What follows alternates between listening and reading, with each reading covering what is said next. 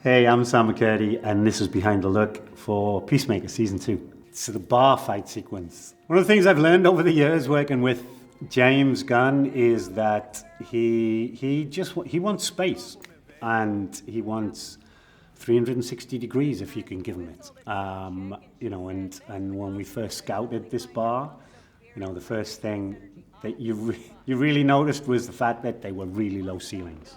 James and I talked a lot about for Season 2 was just emphasizing things a little more. It still has to have a grounding in reality, but the colors pop.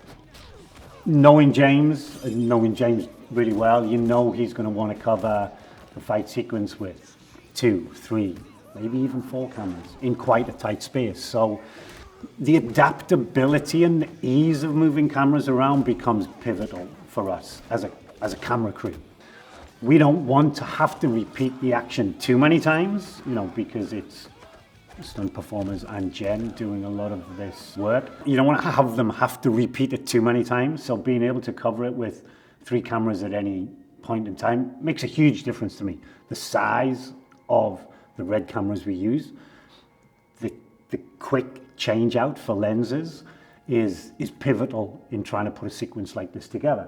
Also, just that little sequence as she comes up from behind the pool table was something that just happened on the day. She slid underneath the pool table. We're going to come up with her.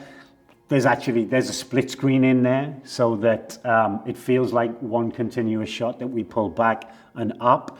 We did do a slight distance and lens change between the beginning of the shot and the second part of the shot.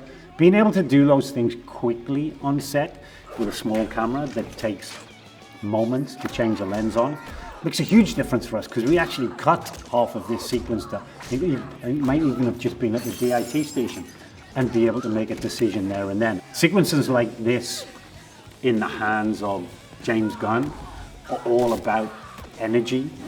So keeping that energy going when you're shooting it and not cutting and resetting all the way back to the beginning help us just keep the pace on set, keep everybody energized on set, not having to go off and bring in a completely different camera rig to go from handheld to stabilize to Steadicam.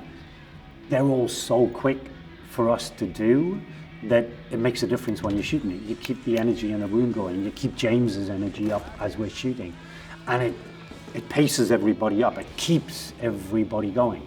And we don't end up repeating it 1,000 times. We end up repeating each movement maybe 2 or 3 times because we know we can get it all very, very quickly. I've just kind of gone in there and enveloped a space that feels like a real bar, and then we've manipulated each shot very carefully and very consideredly, but we've done it super quickly, and we've all had great fun doing it.